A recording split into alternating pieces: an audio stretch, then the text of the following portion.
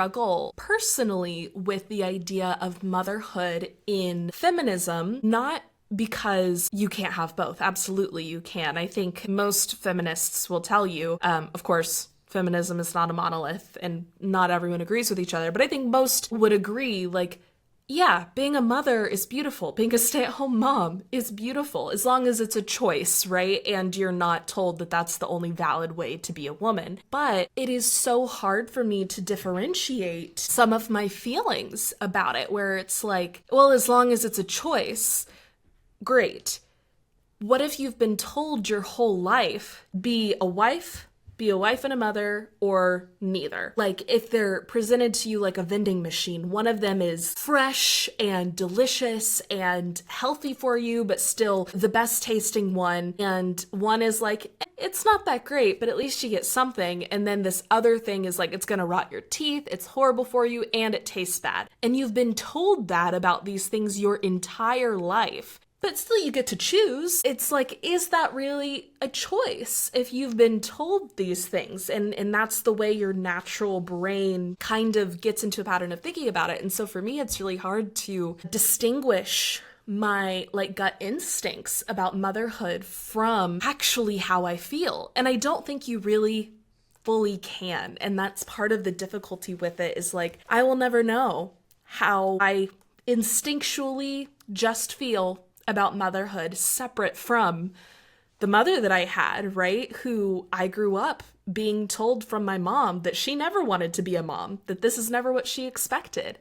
That I grew up when I was diagnosed with PCOS, polycystic ovarian syndrome, which is a very common thing that a lot of women have, that would make fertility extremely difficult for me. And that if I wanted to be a biological mother, that was going to be something I would have to, really try at. And also like seeing the type of marriage that my parents have. There is no way I can separate all of that, plus all of the other societal things, from my relationship to motherhood. And yet, we want it to be a choice. I don't know how I even got down on this tangent, but I think just the concept of motherhood is so complex, and knowing that that's where this starts, I think is so fascinating. Even though motherhood in and of itself isn't necessarily discussed blatantly or explicitly in the movie, I think the idea of femininity really is, which is inherently tied to motherhood and the ability to birth. And even seeing the difference between like Amy, Theodore's friend, who has a friendship with her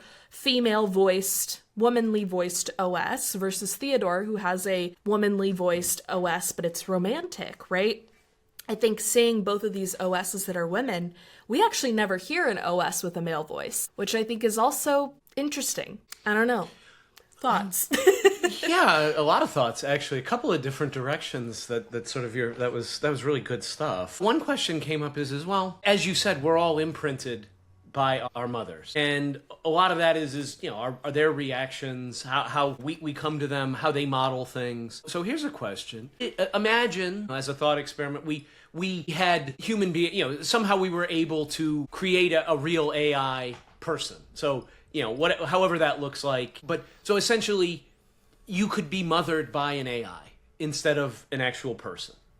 And again, this AI knows exactly, never gets impatient, never yells at the kids, knows all of the latest and greatest is an expert in child psychology, growth and development, is an expert in how to talk to kids, can defuse any situation, all of these things, right? What would a person who was raised truly by an AI mother, and not necessarily sentient, but had and also had had the physical touch of the mother, sure. So it wasn't just like an interface. I'm talking, obviously we couldn't do it today, but I don't know what comes up for you when you hear that. I'm just curious, would that be good, bad, like? So I want to clarify, you said but not actually sentience, almost like more like if we could have a robot that like wouldn't be scary or anything to an infant, but was like a perfect expert in all of these things, but wasn't actually like artificially created human, right? So not fully conscious. Right, or maybe think it another way, like there's a chip implanted in your head, and it basically everything, it guides you exactly how to be the best parent you could possibly be. So pretty much when you're interacting with your kid, you're interacting, the AI is telling you, telling you exactly what to do. And let's suppose so in other words, you're not, when your kid comes to you and is upset about this, you don't have to try to solve it yourself. The AI tells you exactly how to solve it. I mean, there's, different thought experiments, right? But just in general, could you be raised by an AI that was it was a human being in every way, except it was all AI programming in terms of how to raise a kid, all of the psychological, all of the, just curious what that, like perfect parenting. Because here's why I bring it up. So when I started taking psychology classes, when I went back to school, right, and there were so many things I saw I did as a parent growing up, or when my daughter was growing up, that man, I really wish I could take that back, because I didn't know. Like, there's behaviors my daughter would have shown, and instead of knowing that was part of the normal development, and so you shouldn't, punishment for this, or and again, I'm not a disciplinarian, and so there wasn't a lot, but just in how I related to my daughter, and so so I know there's things I did that were that were harmful in some way, not deliberately, never deliberately, but just my own human infallibility. But can you have the perfect parent, and how would that affect somebody? I don't know. I don't even have any thoughts. It's just what came up when you were talking about the mother and how life is shaped by your mother. Would humans be better off having AI mothers or AI guardians? Let's not take Right. It's so fascinating. The first thing that came up for me was the philosophical thought experiment that's often used around like the nature of consciousness and philosophy of mind.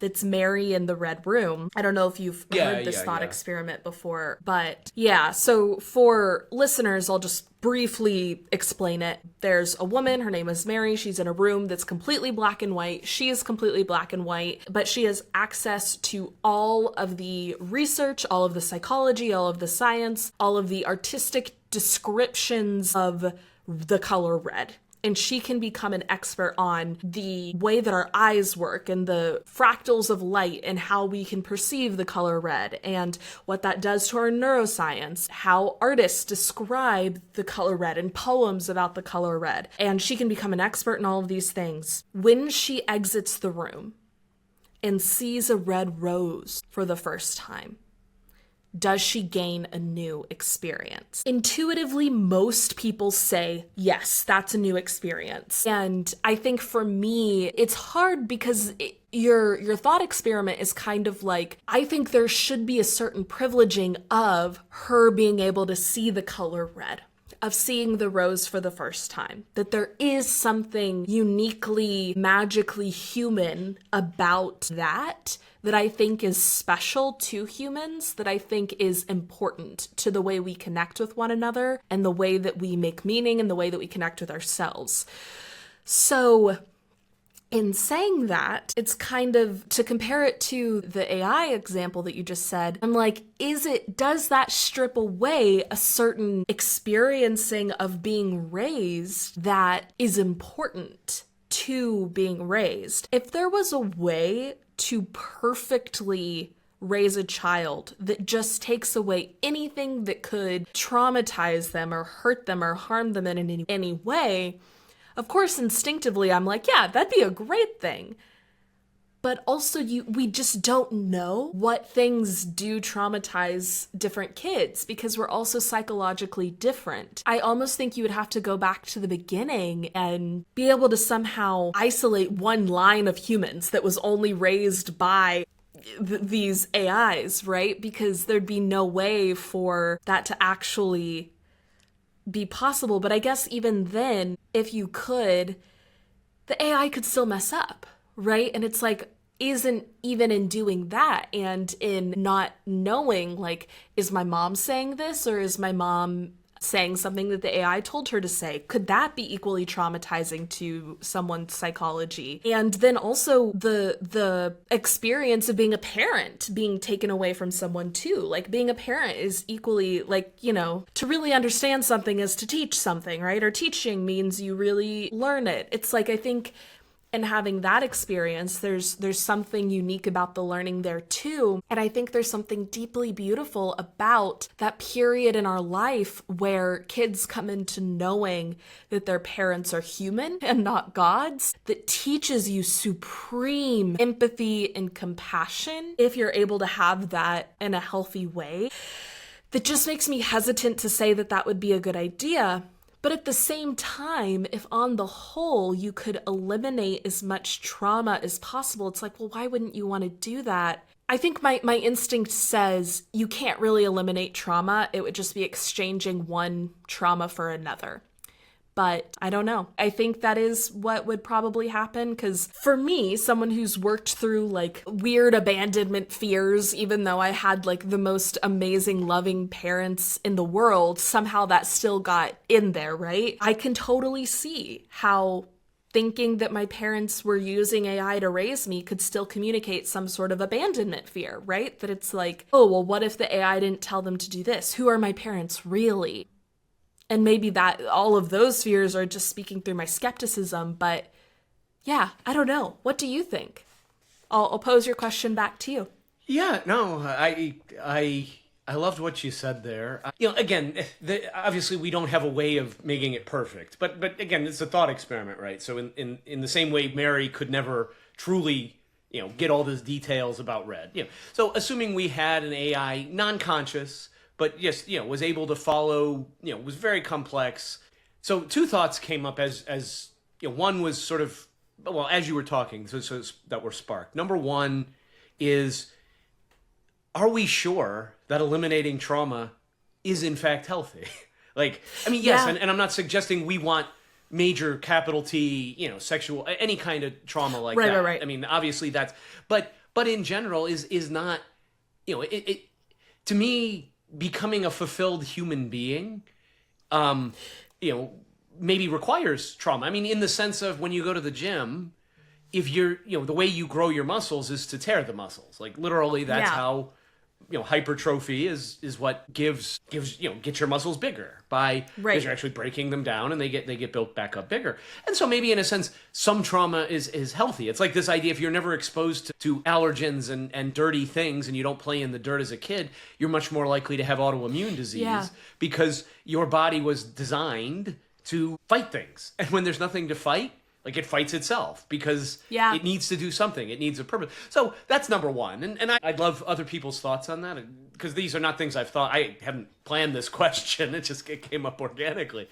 But the second thing is more of a metaphysical, energetic piece. And that is, and I don't know that we've ever talked about it on the podcast, but I know you and I have talked about it, and it's something we're looking to do in a little bit. But, I'm a big proponent of human design. And one of the things I love, why I'm such a big proponent of it, because it certainly could be thought of as very woo-woo, up there with other things that are not are not maybe scientifically founded, let's say. And I get that. And I don't necessarily, I think asking the question, is this true? Is human design true? You're not asking the right question. The right question is it useful? And to me, I find it very useful. One of the things that really, particularly as somebody who does coaching, does therapy, like works very humanistically with other people in a room together, whether it's a Zoom room or whether it's a literal room in a container together. And one of the things I love about human design is how when you have two beings in a room, and they actually don't have to be human necessarily. That's why animals could also work, though they're less complex perhaps than humans. But there is an energetic exchange, and human design would say these centers, these different areas, become defined versus undefined. But when you're in communion, when you're in a container with another person, their energy and your energy blend. And so to me, that means that a child blends, when they're with their family, particularly their mother, there's a blending there. There's an energetic exchange that changes them, for better or for worse, that I do wonder if an AI could truly replicate, because unless I don't believe an AI has these centers, because they don't have a corporal. And so I don't know what energy an AI has. And it is one of the reasons why I don't worry about ChatGPT making coaching and or therapy and or whatever, whatever it is that, we do in this mental health, helping people perspective. I believe that energetic transfer is way more fucking important than the methodology I have. Which, again, that's going back to my human design. I am a hermit heretic. And so as a result, the heretic label, though it doesn't necessarily mean what we think of as a heretic, it does follow for this because it's about experience. It's about this and so as a result, I believe just being in a room with somebody or being in a container online changes things. It doesn't matter what I say. It doesn't matter what, just even here in what we do here. Right. This is greater and different and energetically different than if we did it alone, or if we did a podcast with somebody else. Not better, not worse. And we tend to try to want to label things, but I happen to know because I know your chart, I know my chart, I know what our human design looks like.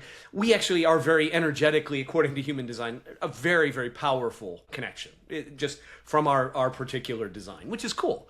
But we felt it long before we knew any of that. And I've noticed the people who I do have the closest connect, and this is why I tend to believe a little bit in human design. Mm-hmm. The people who I have the closest connections with, we are very compatible according to human design. And that's not to say I rule my life by saying, okay, I'm only going to work with people who I'm compatible with. It's just interesting to me. It's just interesting to me how that's kind of held true in terms of my... No, I can't say I've cataloged, because I don't want to be a nut job going, hey, what's your birthday? When was your time? You can ask people their birthday. You can get that subtly, but you can't get their time without them being like, what do you want that for? That's a weird... I don't know. Well, ask your mom, because your mom probably knows. If you don't know, your mom probably does, or look on your birth certificate because it's usually there. But so that's the second thing that comes up for me. So I don't know the practicality of it, but it's an interesting thought experiment. And I completely agree. I think that is I completely share that with this. Like, is it your soul? Is it actually consciousness? Is it your mind? Is it your chi? Is it your humanity, love? What is this thing that makes us different? And I think that that's the piece of consciousness that I'm so fascinated by is the soul consciousness? What is the piece of the infinite that we all as humans connect to? And if it is consciousness is the thing, the awareness of being aware, is it possible to actually make AI conscious?